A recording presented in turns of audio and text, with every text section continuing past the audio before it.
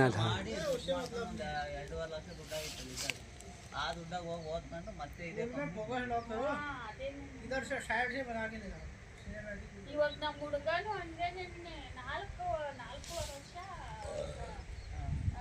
ಇದು ಮಾಡ್ತಾನೆ. ಇವಾಗ ಏನೇ ಓದಿದ್ರು ಕಷ್ಟ ಅಣ್ಣ ಗೌರ್ಮೆಂಟ್. ಇವಾಗ ಆಂಟಿ ಹೇಳ್ತೀನಲ್ಲ, ನೀನ್ ಏನ್ ಓದಿದ್ದ ಪರ್ಸೆಂಟೇಜ್ ಕೇಳಲ್ಲ, ನಿನ್ಗೇನ್ ಅಲ್ಲಿಗೋ ಫಸ್ಟ್ ಅಣ್ಣ ಸಂಸಾರ ಮಾಡ್ಬಿಡ್ತೀವಿ ನಾವು. ಇವಾಗ ಅದೇನೋ ಹೆಂಗೋ ಹೇಳ್ತಾರ, ಅದೇನೋ ಅಂತಾರ ಅದನ್ನ.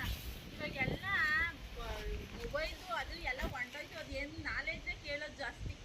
ಹೇಳ್ತೀನಲ್ಲ, ಇವಾಗ ನೀನ್ ಇಂಟರ್ವ್ಯೂ ಮೊನ್ನೆ ಹೋದಾಗ ನಾನು ಹೆಂಗ್ ಕೇಳಿರ್ ಗೊತ್ತಾ, ನಿಂದು 86% ಐತೆ, ಇನ್ನೊಂದು 86% ಐತೆ, ಇಬ್ಬರಿಗೂ ಕೆಲಸ ಕೊಡ್ತೀನಿ, ಬಟ್ ಇಬ್ಬರಲ್ಲಿ ಉತ್ತಮದಾರ ಯಾರು ಅಂದ್ರು. ನಾಲೆಡ್ಜ್ ಇದ್ದಾರೆ ಕೊಡ್ತೀನಿ ಅಂದ್ರು. ಅವ್ರು ಹೆಂಗೆ ಅಂದ್ರೆ ಒಂದ್ ಇಂಟರ್ವ್ಯೂ ಮಾಡ್ತಾರೆ, ಈ ಬೆಂಕಿ ಪಟ್ಟಣದ ಗಡ್ಡಿ ಇರ್ತಾವಲ್ಲ, ಟೀ ಕಾಸರ್ ಹೆಂಗೆ ಪ್ರಿಪ್ರೇಷನ್ ಹೇಳ್ರಿ ಅಂತಾರೆ. ನಾವು